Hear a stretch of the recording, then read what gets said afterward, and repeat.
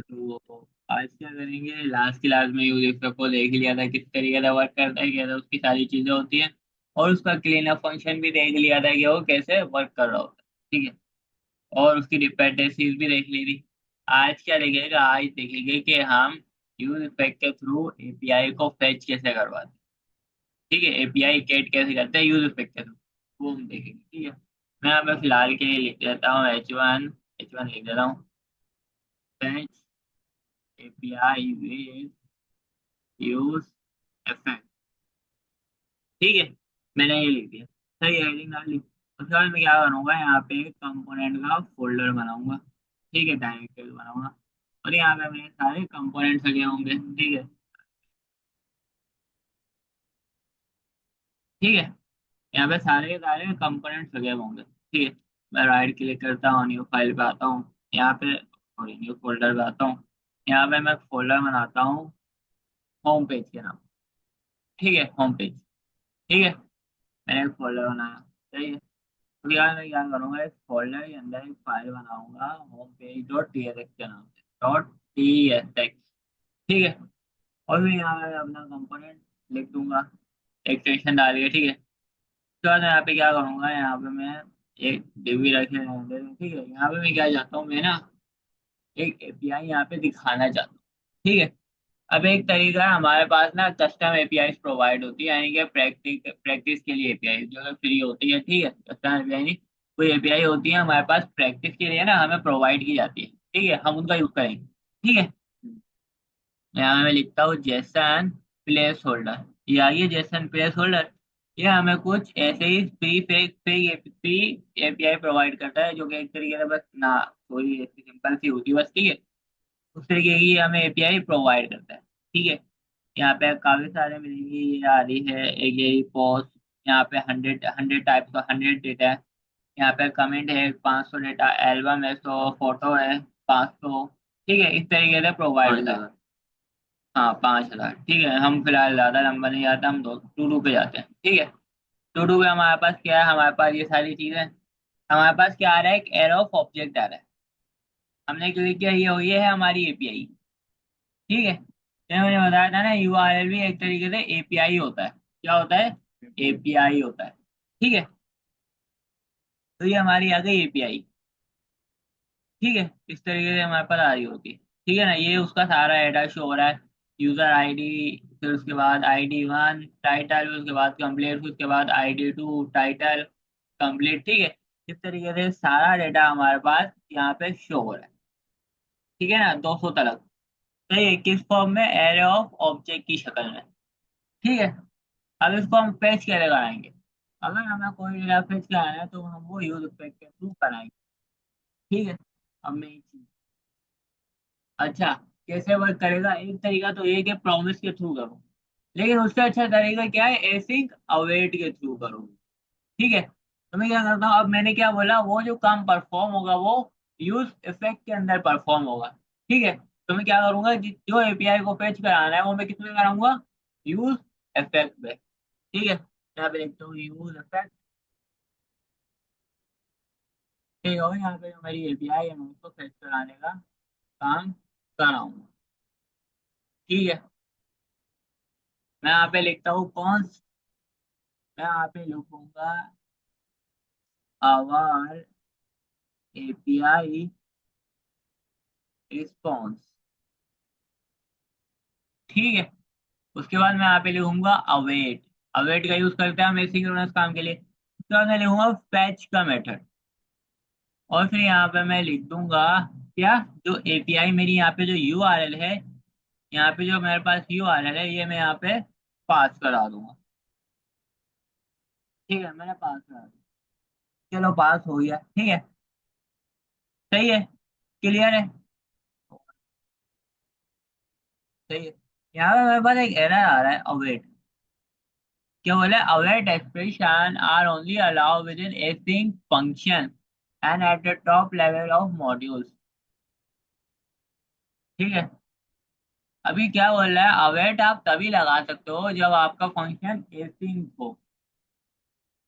याद है ना, हमें फंक्शन को एसिंक करना होता था, तभी हम अवेट का यूज करते थे। चलो क्या करते हैं भाई, यहाँ पे मैं एसी लगा देता हूँ, ठीक है ना, प्रॉब्लम सॉल्व हो जाएगी। ठीक है, प्रॉब्लम सॉल्व हो जाएगी, सही है।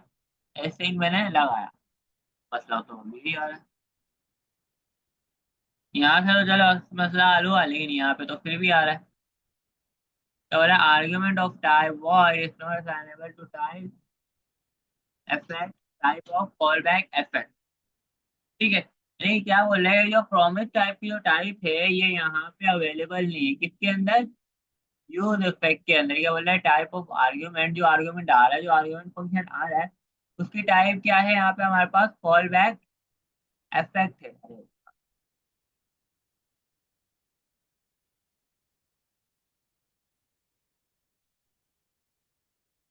कॉल बैक इफेक्ट है, ठीक है। कहेगा टाइप ऑफ आर्ग्यूमेंट, ये हमने एक प्रॉमिस डालना है यहाँ पे, ठीक है। और यहाँ पे क्या टाइप, और यहाँ पे क्या बोल रहा है, if not assignable to type effect callback. तो यहाँ पे हम एसिंग फंक्शन तो यूज नहीं कर सकते, तो हम एपीआई हम फिक्स कैसे कराएं। हम क्या करेंगे, एक अलग से एसिंग का फंक्शन बनाएंगे, और फिर उस फंक्शन को यूज इफेक्ट के अंदर सिंपली कॉल करा देंगे। ठीक है, ये काम हम करेंगे, ठीक है। क्लियर है, सही है।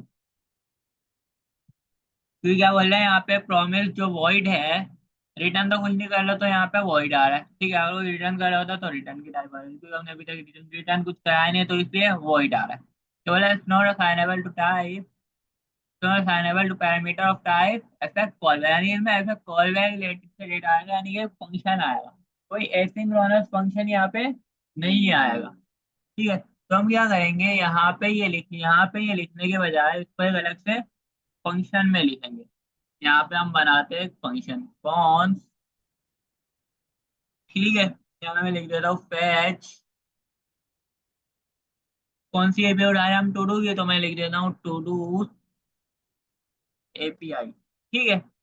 मैंने यहाँ पे लिख दिया, सही है। और अब मैं यहाँ पे फंक्शन बना दूँ,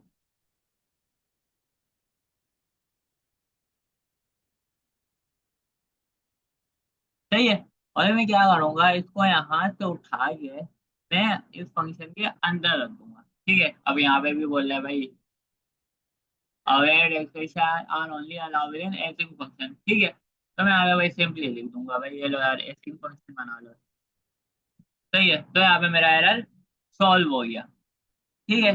कोई मसला है यहाँ तक एपीआई फिश कराने तक, सब क्लियर है। क्या होता है, हम यहाँ पे क्या करते हैं, जिस तरीके से हमें वेरिएबल चाहिए हम बनाते हैं, वही हम क्या करते हैं, अवेट एसिंग फंक्शन के अंदर करते हैं, क्योंकि एसिंग काम होता है। तो हम क्या करते हैं, अवेट लगाते हैं, और फिर हम फेच मेथड का यूज करते हैं, और फिर उसके आर्गुमेंट में हम वो एपीआई का यूआरएल पास करते हैं, जिसे जो एपीआई जो डेटा हमें चाहिए। मुझे टू डू टाइप का डेटा चाहिए, मुझे इस टाइप का डेटा चाहिए, तो मैंने इसकी एपीआई को उठाया और मैंने यहाँ पे डाल दिया।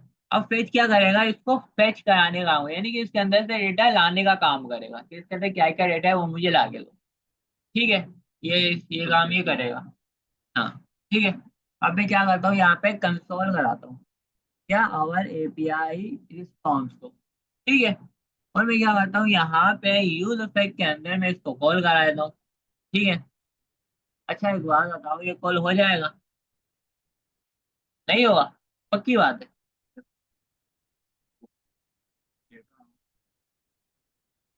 नहीं नहीं, मैं पूछा फंक्शन कॉल होगा या नहीं होगा, फंक्शन कैसे कॉल हो जाएगा, फंक्शन कैसे कॉल हो जाएगा, यूजर स्पेक के अंदर लिखा है, डिपेंडेंसी भी होती है ना, डिपेंडेंसी हमने डाली है, डिपेंडेंसी हमने डाली है यूजर स्पेक में, डिपेंडेंसी डाली है ना, एम टी आर है, एम टी आर का मुराद क्या है, यूजर स्पेक तब चलेगा जब पेज रीलोड होगा खाली, याद है डिपेंडेंसी का मतलब क्या है। अगर हम कोई डिपेंडेंसी यहाँ पे डाल देना अंदर, तो ये यूजर स्पेक तब चलता है जब उस डिपेंडेंसी के अंदर कुछ चेंजेस होते हैं। अभी कोई डिपेंडेंसी नहीं डाली हमने, क्या लिख दिया, एम टी आई लिख दिया, तो ये यूज पे तभी चलेगा जब पेज रीलोड होगा, ठीक है। अगर मैं ये डिपेंडेंसी भी हटा दूं ना यहाँ से, तो पता है क्या हुआ, यूज पे जब जब कोई भी स्टेट चेंज होती है ना, किसी भी चीज की स्टेट चेंज होती है, यूज पे बार बार रन होता है। हमें इस तरीके से तुरंत कराना नहीं है, हमें फिलहाल एपीआई फिक्स करानी है, तो हमने क्या कर दिया, और किसी डेटा के रिलेटेड भी नहीं करानी, एपीआई वाली वेज का है, तो हमने क्या कर दिया, स्क्वायर ब्रैकेट एम टी छोड़ दिया, ठीक है, क्या करो एक बार जब पे जैसे ही पेज रीलोड हो तो उसका डेटा हमें ला के दे दो। ठीक है, ये काम करो। अब मैं क्या करता हूँ, इस प्रोजेक्ट को रन कराता हूँ। ठीक है, और एक और काम करता हूँ, ये जो कंपोनेंट है, और एक और चीज यहाँ पे इसको, ये यूज इफेक्ट यूज करें हम। यूज इफेक्ट किसका हुक है हमारे पास? रिएक्ट का। रिएक्ट सर्वर साइड है, क्लाइंट साइड है? क्लाइंट साइड है। और ये कंपोनेंट कौन सा है, सर्वर साइड, सर्वर कंपोनेंट है, क्लाइंट कंपोनेंट है? ये सर्वर कंपोनेंट होता है बाय डिफॉल्ट। अगर हमें क्लाइंट कंपोनेंट में इसको कन्वर्ट करना है, ठीक है, तो हम क्या करेंगे, ऑन द टॉप लिख देंगे यूज क्लाइंट। ठीक है, क्या लाया? अब मैं यहाँ पे क्या करूंगा, npm रन करता हूँ, npm रन dev। ठीक है, कोई नहीं, अभी भेज देते हैं। चलो, अभी यहाँ पे भी दे देते हैं ये लोग। ठीक है, यहाँ पे मैं होम पेज को डाल देता हूँ। ठीक है, यहाँ मैंने होम पेज को डाल दिया, हो गया। ठीक है, आते हैं यहाँ पे लोकल होस्ट को कॉपी करते हैं यहाँ पे। ठीक है, और ब्राउजर में जाके उसको डाल दें। सही है, मैं एंटर करता हूँ, थोड़ा टाइम लेगा। सही है।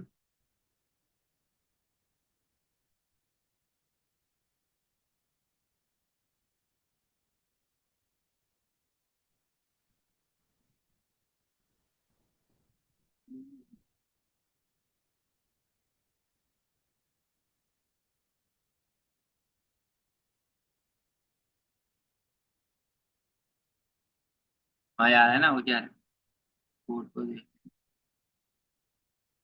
ठीक है, तो फिलहाल ये गेट कराने का काम यहाँ पे हो रहा है, और तेजी का कंपाइल हो रहा है।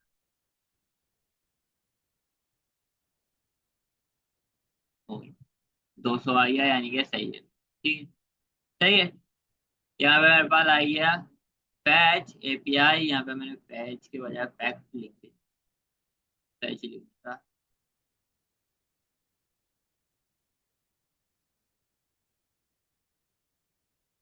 'Patch API with use effect'.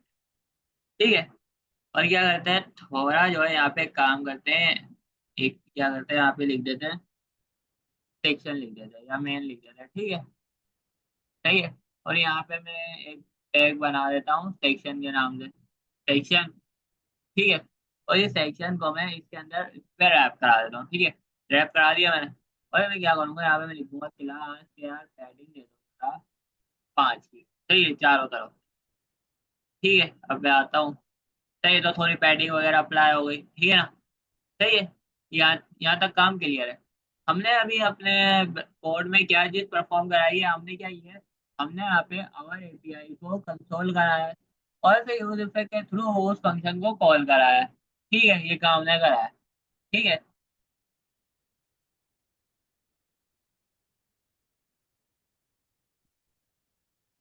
यहाँ पे मैं आता हूँ, कंसोल पे आता हूँ, देखो मेरे पास रिस्पॉन्स आ गया। ठीक है, रीलोड करता हूँ मैं। ठीक है, देखा 2 बार आया क्योंकि री रेंडर होता है, ठीक है, इस वजह से। एक बार तो होता है चेक करने के लिए, उसके बाद दोबारा होता है। ठीक है, वो इस वजह से क्योंकि हम क्लाइंट साइड का यूज कर रहे हैं, क्लाइंट साइड पे हमारा फंक्शन है, तो इसलिए 2 बार री रेंडर होता है। ठीक है, अब यहाँ पे होम होम फाइल है, लाइन नंबर क्या है, 8। यहाँ पे भी लाइन नंबर क्या है, 8। ठीक है, अब यहाँ पे अगर देखा जाए, ये रिस्पॉन्स आ किस शक्ल में है, देखा, ये जब हम फेच कराते हैं तो ये हमें रिस्पॉन्स देता है, जिसके अंदर हमारे पास बॉडी होती है, हेडर होता है, ओके होता है, ट्रू है भाई, ओके यानी कि ओके का मतलब ये होता है कि डेटा हमारे पास सक्सेसफुली आ गया। ठीक है, रीडायरेक्ट होता है, स्टेटस 200 यानी कि डेटा हमारा सही से आ गया। सही है, और स्टेटस टेक्स्ट एम्प्टी है, टाइप CV4 और URL आ रहा है। हमारे पास हमारा डेटा तो यहाँ पे शो ही नहीं हो रहा, हमें तो जेसन फॉर्मेट में चाहिए ना, है, वो तो हमें शो ही नहीं हो रहा। ठीक है, यहाँ पे क्या होता है, जब हम रिस्पॉन्स कर दे तो वो हमें रिस्पॉन्स आगे देता है कि भाई आपकी जो एपीआई है उसके अंदर ये चीजें हैं जो उससे रिलेटेड, जो एपीआई की ना जो डेटा होता है ना उससे रिलेटेड इंफॉर्मेशन होती है कि बॉडी के अंदर कुछ है, यहाँ पे बॉडी के अंदर कुछ है। अरे देखने देना भाई, तुझे क्या पता है क्या है, तूने बनाई है एपीआई। यहाँ पे बॉडी यूज फॉल्स किया हुआ है, यहाँ पे हेडर दिया हुआ है और ओके दिया हुआ है ट्रू। ओके यानी कि हाँ भाई सही से आ गई है हमारी। उसके बाद रीडायरेक्शन दी हुई है फॉल्स। उसके बाद स्टेटस दिया हुआ है 200 स्टेटस से कुछ भी नहीं डाला होता है शायद उन्होंने, तो इस वजह से नहीं आया ठीक है। क्योंकि एक तरीके से देखा जाए ना ये फेक एपीआई है, कोई असली एपीआई नहीं है। फेक एपीआई की तरह वर्क करती है ये, लेकिन वो प्रॉपर एक एपीआई जो होती है ना वो ये नहीं है ठीक है। इस वजह से इन्होंने इंफॉर्मेशन भी पूरी डाली हुई और हेडर भी नहीं डाले हुए। हेडर पे यहाँ पे चीज शो हुई होती है कि टाइप क्या है, डेटा क्या है। ठीक है, यहाँ पे फिलहाल वो चीजें शो नहीं हो रही। ठीक है, हेडर इस तरीके से एम्प्टी है, एम्प्टी है ठीक है। उसके बाद ओके स्टेटस चेक भी इन्होंने नहीं डाला। यहाँ पे आता है कि ना अगर सही है तो उसका स्टेटस चेक आता है, अगर सही नहीं होता तो उसका स्टेटस चेक यहाँ पे आता है। टाइप्स इन्होंने कोड दी है। जब हम रिस्पॉन्स करते हैं तो हमारे पास इस तरीके से डेटा आ रहा होता है। यहाँ पे भी सेम ही कि ये 2 बार रीड और ठीक है। तो जब हम एपीआई फेच कराते हैं हमारे पास रिस्पॉन्स आते हैं। इसमें हमें क्या होता है, एपीआई की सारी इन्फॉर्मेशन होती है कि हाँ भाई हमारी एपीआई जो है सही तरीके से फैच हुई है या नहीं हुई। ठीक है, क्या आता है उससे पहले रिस्पॉन्स आता है। फिर उसके बाद क्या होता है, हम अपना डेटा मंगवाते हैं। ठीक है भाई, हम अगर कोई भी प्रोडक्ट खरीदते हैं हम उसके बारे में पहले पता करते हैं कि यार ये प्रोडक्ट सही है, कि भाई बंदा कहीं पे कोई प्लॉट ले रहा है, ये इलाका सही है या ये है वो उसकी चीजें चेक करता है, फिर उसके बाद उसको खरीदता है। उसी तरीके से एपीआई का डेटा मंगवाने से पहले हमें ये चेक करना होता है कि जो एपीआई का डेटा आ रहा है वो सही से आ रहा है या नहीं, कुछ गड़बड़ तो नहीं हो रही सर्वर पे या हमसे, कि जिस वजह से हमें डेटा नहीं आ रहा। ठीक है, तो ये उसका रिस्पॉन्स में जवाब आता है कि हमने यहाँ से फैच रिक्वेस्ट हिट की, उसने हमें रिस्पॉन्स लाके दिया। रिस्पॉन्स हमारे पास ट्रू आता है, सही है, सही तरीके से आता है। फिर क्या हम करते हैं, अपना डेटा जेसन में भी कन्वर्ट कर लेते हैं। अभी हमारे पास क्या आया, रिस्पॉन्स आया। रिस्पॉन्स आया ना, रिस्पॉन्स में इसने हमें बताया कि भाई आपका जो स्टेटस है वो 200 है और ओके ट्रू होगा, यानी कि आपका डेटा सक्सेसफुली गेट हो गया, यानी कि फेच आ गया सर्वर से, यहाँ पे आ गया डेटा, आपका डेटा सक्सेसफुली यहाँ पे फेच हो गया। ठीक है, अब हमें क्या करना है, डेटा को एग्जिस्ट करना है तो हमें क्या करना होगा, उसको एक जेसन फॉर्मेट में कन्वर्ट करना होगा। हमारे पास जेसन होता है, हमारे पास काफी सारे होते हैं। जेसन में कन्वर्ट करने की वजह क्या है, जेसन में कन्वर्ट करने की वजह ये है कि एपीआई जरूरी नहीं कि ये सिर्फ जावास्क्रिप्ट पे बनी हुई हो, पाइथन पे बनी हुई होती है, काफी सारी लैंग्वेज पे एपीआई बनी हुई होती है। तो उन एपीआई को एक की तरह से कनेक्शन करने के लिए जेसन फॉर्मेट हमारे पास आता है, क्योंकि हर हर प्रोग्रामिंग लैंग्वेज के अंदर अवेलेबल होता है। फॉर एग्जाम्पल भाई एक बंदा इंग्लिश में बात करता है, एक बंदा उर्दू में बात करता है, उसको इंग्लिश नहीं आती उसको उर्दू नहीं आती, तो इस पे ट्रांसलेटर बिठा दिया जाता है। जो उर्दू में बोलेगा वो उसको ट्रांसलेट करके इंग्लिश में देगा, उसी तरीके से वो इंग्लिश में बोलेगा वो उसको ट्रांसलेट करके उर्दू में देगा। उसी तरीके से जेसन भी ट्रांसलेटर वर्क कर रहा है कि भाई उसको चाहिए डेटा जेसन में है, उसने डेटा पास किया अपनी लैंग्वेज में, अपनी लैंग्वेज में उसने एपीआई लिखी। ठीक है, और उसको चाहिए अपनी लैंग्वेज में, तो जेसन क्या करेगा, उसको उसकी लैंग्वेज का डेटा प्रोवाइड करेगा और उसको उसकी लैंग्वेज का डेटा प्रोवाइड करेगा। फॉर एग्जाम्पल बनी हुई है नेक्स्ट एपीआई, बनी हुई है नेक्स्ट पे, सही है, उसमें सारा जावास्क्रिप्ट का काम, सही है। और वो वाली एपीआई किसको चाहिए, C# के डेवलपर को चाहिए। तो C# में कोड लिखने का तरीका तो बिल्कुल डिफरेंट होता है। तो उस कोड को सेटल कैसे करेंगे, जेसन फॉर्मेट के थ्रू सेटल। जेसन के अंदर हमारे पास 2 फॉर्मेट होते हैं, उसको कंपाइल कैसे करता है, यानी कि जो C# है वो उसको पढ़ कैसे पाती है, वो जेसन की वजह से पढ़। जेसन की फुल फॉर्म क्या है, जावास्क्रिप्ट ऑब्जेक्ट नोटेशन। हमने पढ़ी थी ना, जेसन के पास खुद के 2 मेथड होते हैं, एक होता है स्ट्रिंगिफाई जो क्या करता है उस ऑब्जेक्ट को या किसी एरे को स्ट्रिंग में कन्वर्ट करता है, और दूसरा होता है पार्स, वो क्या करता है किसी एरे और ऑब्जेक्ट को उसकी असल हालत में लेके आता है, स्ट्रिंग से निकाल के उसकी असली हालत में उसको लेके आता है। ठीक है, तो हमारे पास भी जो एपीआई होती है उसमें जो डेटा होता है वो स्ट्रिंगिफाई की शक्ल में होता है। ठीक है, जो एपीआई होती है उसका डेटा यहाँ पे हमारे पास मिलेगा, नोटेशन डली हुई हर एक की पे, ये जेसन और स्ट्रिंगीफाई है। ये ऑब्जेक्ट नहीं है एक तरीके से। ये स्ट्रिंगीफाई में कन्वर्ट हो हुआ है। जेसन और स्ट्रिंगीफाई होता है ना, ये उसमें कन्वर्ट हो गया हमारे पास आ रहा है। सही है। ये कोई एक्चुअल ऑब्जेक्ट नहीं है। ये जेसन और स्ट्रिंगीफाई में हमारे पास कन्वर्ट होके आ रहा है। ठीक है, यहाँ पे इस तरीके से लिखा हुआ है जेसन और स्ट्रिंगीफाई में। यहाँ पे क्या होता है, जेसन फॉर्मेट में सारी जो कीज होती है वो डबल कोटेशन में आती है जब एपीआई हम बना रहे हो। ठीक है। तो वो एग्जांपल मैंने एपीआई बनाई सी शार्प में। सी शार्प पे कोड लिखा हुआ है बिल्कुल डिफरेंट। तो जो सी शार्प पे एपीआई बनी है मुझे उसको यूज करना है जावास्क्रिप्ट। अब सी शार्प का डेटा मैं कैसे यूज कर सकते हो, उसका तो कोड बिल्कुल डिफरेंट है, उसमें पता नहीं यूज करने का तरीका कैसा हो कैसा ना हो। तो उसको, तो फिर मैं सी शार्प की एपीआई को अपने पास जावास्क्रिप्ट में यूज कर पा रहा हूँ, मैं कर पा रहा हूँ जेसन की वजह। जेसन क्या कर रहा है, उसको जेसन में कन्वर्ट कर रहा है, और जेसन हर किसी के पास अवेलेबल है, उसके पास भी, उसके पास भी, जावास्क्रिप्ट के पास भी जेसन है। जेसन में कन्वर्ट कर रहा है, और जेसन में कन्वर्ट करने के बाद हमें जो डेटा है वो हमारे उस फॉर्मेट में मिलता है।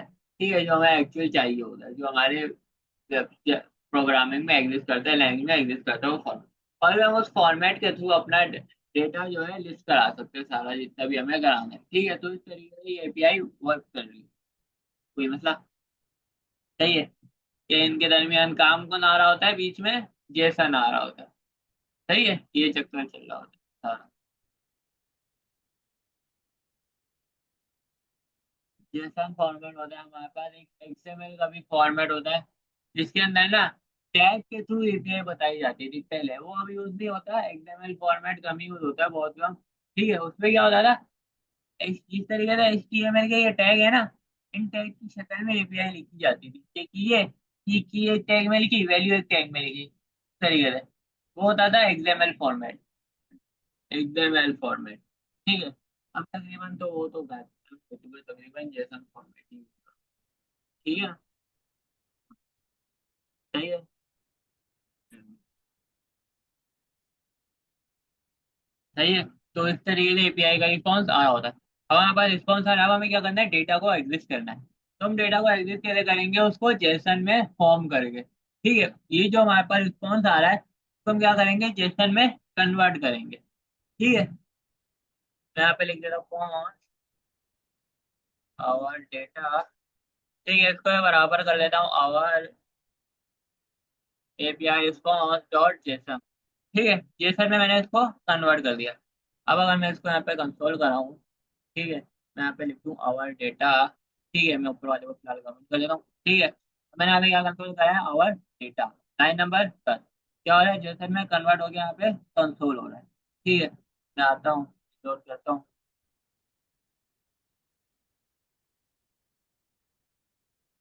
फुलफिल तो हो गया है बट पेंडिंग क्यों दिखा रहा है। हाँ, ये आ गया ना डेटा, पेंडिंग दिखा रहा है। टाइम ले लो, एक मिनट। हाँ, अवेट कौन लगाएगा भाई, अवेट भी तो लगेगा। सही है, इस वजह से पेंडिंग दिखा रहा है। रिलोड करता हूँ। इस वजह से पेंडिंग, सही है, डेटा हमारे पास यहाँ पे आ गया। अवेट ही लगाया था ना, इस वजह से पंखा आ रहा था। ठीक है। सही है, तो यहाँ पे आते हैं। दो बार क्यों शो हो रहा है, री रेंडर हो रही है क्लाइंट पे। ठीक है, यहाँ पे क्लिक करता हूँ तो सारा डेटा मेरे पास आ गया, ये आ गया है रजिस्टर में। दो आए, 0 से लेके 99, और फिर 1000 से लेके 199। ठीक है, यहाँ पे मेरे पास सारे का सारा डेटा आ गया। ठीक है, सारा का सारा डेटा। सही है, जेसन में कन्वर्ट किया, और फिर मेरे को सारा डेटा जो जो यहाँ पे लिखा हुआ था वो सब मुझे एग्जिस्ट हो गया। अच्छा, अब टाइप स्क्रिप्ट है, यहाँ पे हमें टाइप भी तो बतानी होती है। अब टाइप कैसे बताएं, इसकी टाइप देखते हैं क्या है। इसकी टाइप में क्या आ रहा है, यूजर आईडी आ रही है, आईडी आ रही है, टाइटल आ रहा है, और कंप्लीट आ रहा है। यूजर आईडी की टाइप क्या है, नंबर। आईडी की टाइप क्या है, नंबर। इसकी टाइटल की टाइप क्या है, स्ट्रिंग। कंप्लीटेड की टाइप क्या है, बूलियन। तो हम क्या करते हैं, इसको कॉपी करते हैं और इसका एक इंटरफेस बनाते हैं। ठीक है। अरे,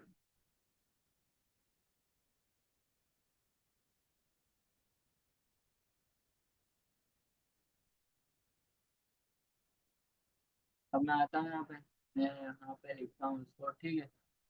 सही है, यहाँ पे अभी क्या करते हैं, सबसे पहला काम यहाँ पे लिख देता हूँ मैं, एक्सपोर्ट, एक्सपोर्ट पे करा देते हैं। और यहाँ पे लिख देता हूँ इंडेक्स है। और यहाँ पे मैं लिख दूंगा क्या, टू डू एपीआई। ठीक है, सही है। और फिर मैं यहाँ पे क्या करूँगा, सबसे पहले कोटेशन हटाऊंगा। ठीक है, कोटेशन में डालता हूँ।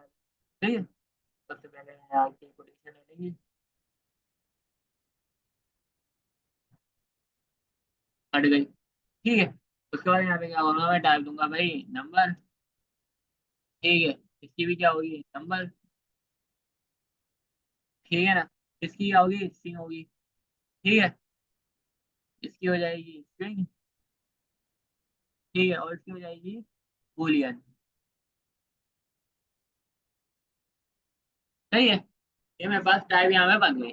अब मैं यहाँ पे इजीली टाइप पास कर सकता हूँ। सही है, user ID number title string completed Boolean. ठीक है, अब मैं यहाँ पे लिख देता हूँ टाइप टू डू एपीआई। सही है, और एरर क्यों दे रहा है, एरर वैसे दे भी नहीं रहा। अच्छा, वैसे मसला तो फिर भी है, एरर पता नहीं दे नहीं रहा आजकल ये। लो वो तो है बस, वैसे एक एरर है। अच्छा, पता है एरर दे भी क्यों नहीं रहा, क्योंकि डेटा बाहर से आ रहा है, पता नहीं है। चल तू खुद बता, क्योंकि जब डेटा आ रहा है अननोन, ठीक है, अननोन डेटा में पता नहीं होता आ क्या रहा होता है। ठीक है, चलो एक चीज तुम बताओ, यहाँ पे एरर मसला है कोई, वैसे ही एरर दे नहीं रहा, ठीक है, लेकिन मसला है कोई। तो इसलिए बेटा मसला है या नहीं है, क्या मसला है। नहीं वो तो सही है, टाइप बता दी, टाइप में कोई मसला है टाइप बताने में। डेटा तो अननोन आ रहा है, ठीक है, जब सर्वर से डेटा आ रहा होता है ना कोई, उसकी टाइप अननोन होती है बाय डिफॉल्ट, या एनी होती है। ठीक है, एनी होती है। ठीक है, यहाँ पे मैंने एक गड़बड़ मारी। नहीं, इसको उसको तो देंगे, डेटा तो यहाँ पे आ रहा है ना, यहाँ पे एक गड़बड़ है। जेसन फॉर्मेट में हमें मिल गया रहा है, खाली ऑब्जेक्ट। हाँ, तो टाइप में क्या गड़बड़ है फिर, मैंने ना तो स्क्वायर ब्रैकेट डाले मैंने, नहीं डाले ना, तो वैसे मुझे स्क्वायर ब्रैकेट भी डालना है। अब एरर इस वजह से नहीं दे रहा था, क्योंकि जो सर्वर से डेटा आ रहा होता है ना, वो टाइप को समझ नहीं आ रहा तो वो आगे आ रहा होता है, लेकिन हमें पता होता है। ठीक है, तो हमने यहाँ पे इसकी टाइप बता दी, तो ऐसे वो एरर भी हमें नहीं दे रहा था। क्यों, क्योंकि उसका अपना डेटा नहीं था, वो किसी सर्वर से आ रहा था। ठीक है, वो किसी सर्वर से आ रहा था, इसलिए उसको टाइप पता नहीं कि यार इसकी ये टाइप होगी। नहीं तो अगर उसको टाइप का पता होता तो मैं बता देता कि यार इसकी ये टाइप है। ठीक है ना, तो ये फर्क है। ठीक है, सही है। उसके बाद हम क्या करेंगे, अब क्या करें यार, इसका डेटा एग्जिस्ट कैसे करें, ये तो फंक्शन के अंदर बना हुआ है। तो बाहर कैसे एग्जिस्ट करें, ये मसला है ना, कैसे एग्जिस्ट करें। हाँ, कैसे एग्जिस्ट करें, मुझे इस डेटा को यहाँ पे मैप कराना है।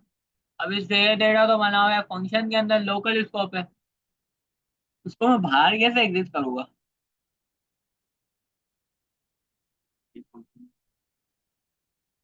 फंक्शन से तो ये बाहर एग्जिस्ट हो ही नहीं रहा, पहली बात तो ये है। एक और चीज, चलो एक और चीज बतानी है मुझे चलो अभी, फेच कराने को भी छोड़ो, मैप कराने को भी छोड़ो। यहाँ पे कोई चीज मिसिंग लग रही है एरर हैंडलिंग में, मैं ऐसिंग अवेट डाल रहा हूँ, यहाँ पे कुछ कोई चीज मिसिंग लग रही है कोई चीज मिस हो रही है, एरर हैंडलिंग में कोई चीज मिस है। नहीं नहीं नहीं नहीं, एरर हैंडलिंग में हम ऐसिंग अवेट का यूज कर रहे हैं ना, तो रिजेक्ट का तो उसके अंदर होता नहीं, वो तो प्रॉमिस के अंदर होता है। ठीक है, हम क्या यूज कर रहे हैं, ऐसिंग अवेट का। ठीक है, तो यहाँ पे एरर हैंडलिंग में कुछ मिस हो रहा है, फंक्शन कौन सा फंक्शन, ट्राई कैच कहाँ लगाया है हमने। भाई जब ऐसिंग अवेट यूज कर रहे होते हैं, तो अगर एरर हैंडलिंग भी करनी है तो ट्राई कैच के थ्रू करते हैं ना, याद है, भूल गया ये। ठीक है, तो क्या करेंगे, जो डेटा हमें दिखाना है उसको ट्राई के अंदर लगता दें कि यार ट्राई करो, अगर हो जाता है तो सही है, अगर ट्राई में नहीं चलता तो क्या करो, फिलहाल के लिए कंसोल करा देते हैं, यही है। ठीक है, सही है, यार ट्राई करो, रन हो जाता है ठीक है, नहीं तो फिर क्या करो, कंसोल नहीं तो क्या करो, कंसोल कर दो एक एरर। ठीक है, जो होती है एरर हैंडलिंग इसमें, ट्राई करेगा, अगर ट्राई नहीं होता तो कंसोल पे एरर ला के दे देगा। ठीक है, लेकिन डेट, अब चलो ये चीज तो हो, एरर हैंडलिंग भी हमने लिखी, लेकिन डेटा कैसे एग्जिस्ट करूं मैं, आवर डेटा का, आवर डेटा जो है उसको मैं यहाँ पे मैप कैसे कराऊं, इस फंक्शन से बाहर एग्जिस्ट कैसे करूं। कैसे करूँ वही पूछ रहा हूँ मैं तो बता दूंगा, तू जरा सोच ना। सोच सोच।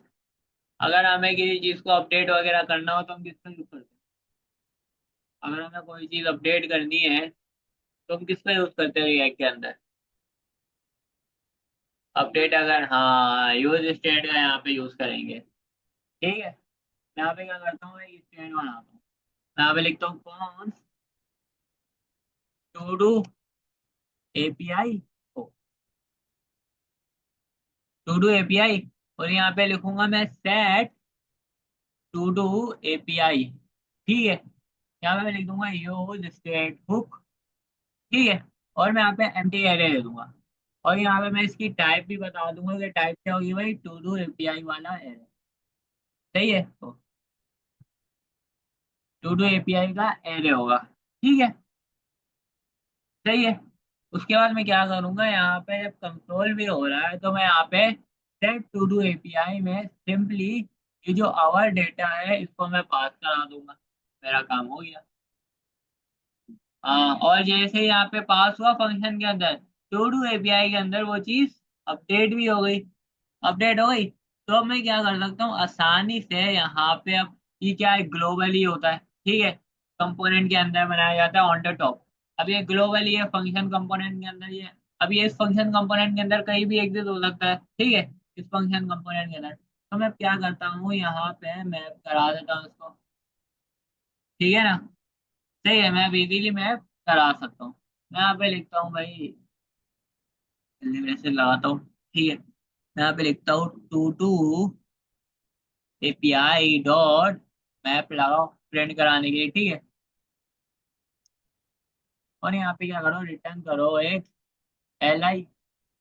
उस एल आई में क्या होगा, ई डॉट टाइटल होगा। सही है। अच्छा, यहाँ पे और कोई चीज पास करनी है मैप कराते हो? कोई और चीज रहती है यहाँ पे मिसिंग है कुछ, या सही है काम सारा?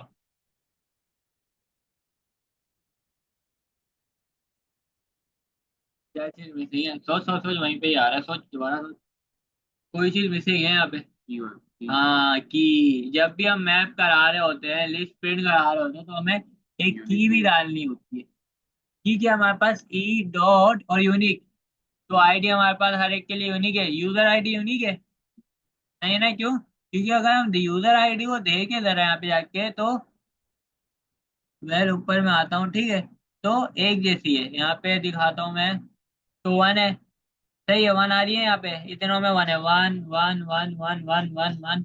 फिर अगर मैं नीचे आता हूँ तो टू आ रहा है इतनी बार, फिर थ्री आ रहा है इतनी बार। हर एक के लिए यूनिक चाहिए ना। तो वो यूनिक है क्या, वो ये वाली आईडी यूनिक है, वन है, टू है, three four five six seven eight nine ten. सही है। तो यूनिक क्या है, ई डॉट आई डी ना के यूजर आई डी। ठीक है। तो हमने की भी पास करा दी और ई डॉट टाइटल भी हमने दी पास करा दिया। अब अगर हम अपनी वेबसाइट पे आए हैं, ठीक है, हम अपनी वेबसाइट पे आए हैं तो हमारे पास सारा डेटा आ गया। देखा, सारा का सारा डेटा मेरे पास आ गया। मैं यहाँ पे इनकी आईडी भी प्रिंट करा सकता हूँ। मैं यहाँ पे लिखता हूँ भाई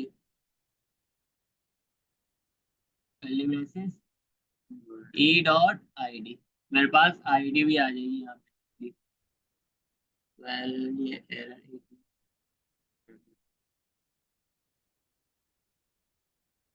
ठीक है, यहाँ पे मेरे पास आईडी भी आ जाएगी।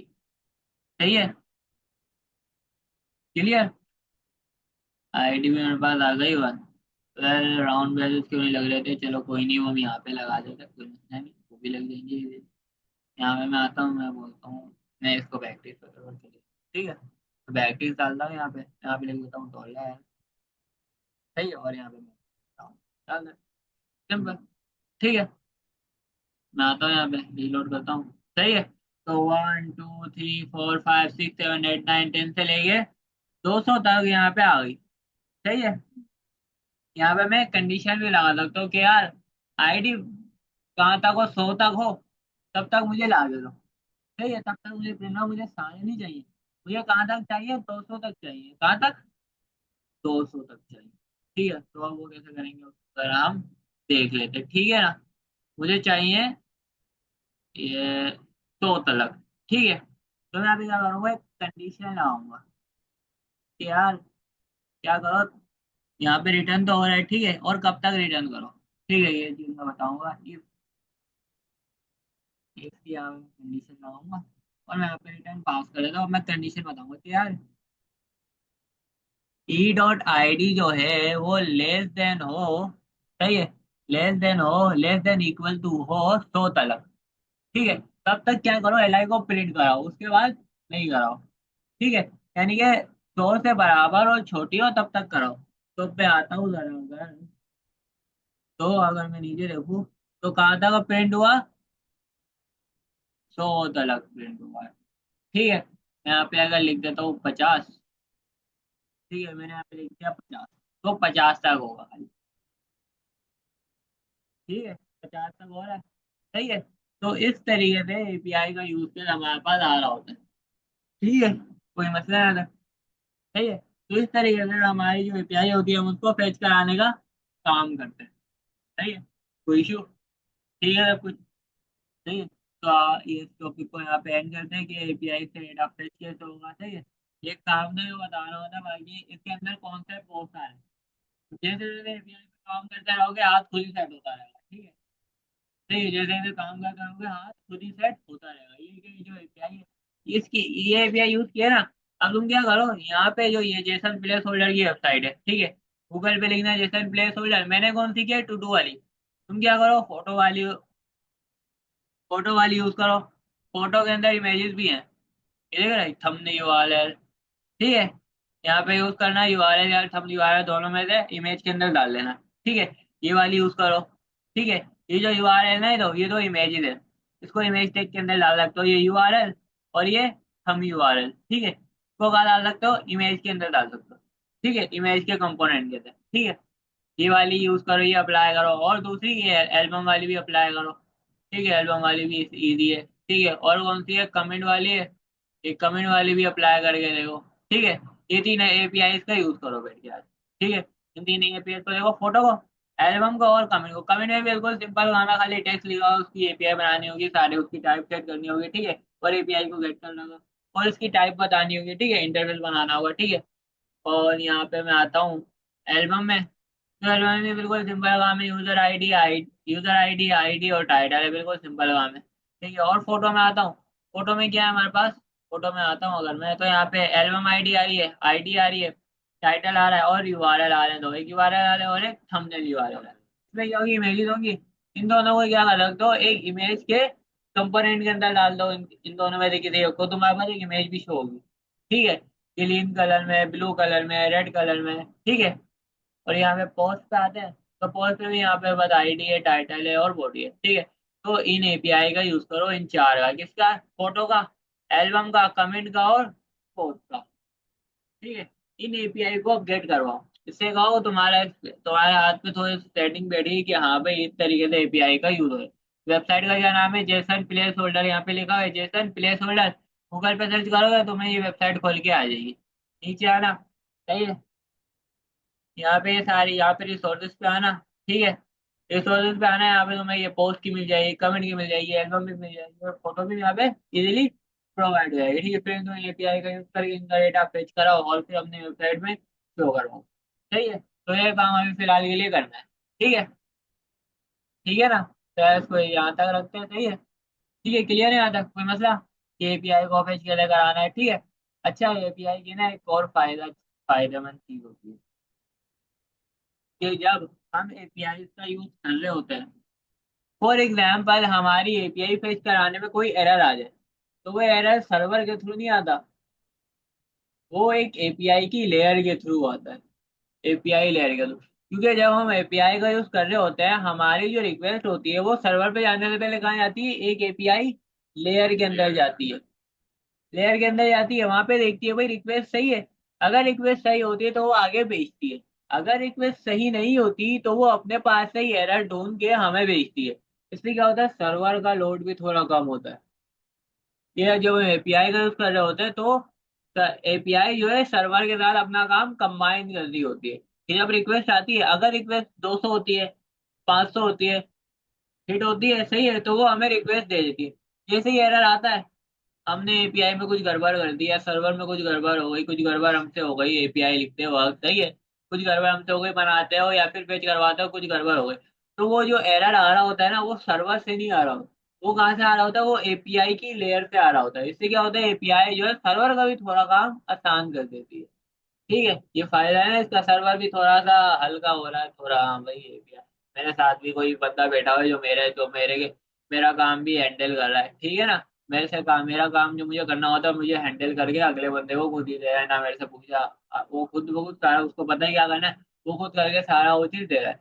कि फॉर एग्जाम्पल मैंने हिट लगाई, कुछ गड़बड़ आ जाती है हिट लगाने में, ठीक है, तो जो एरर आ रहा होता है ना, वो एपीआई के थ्रू आ रहा है।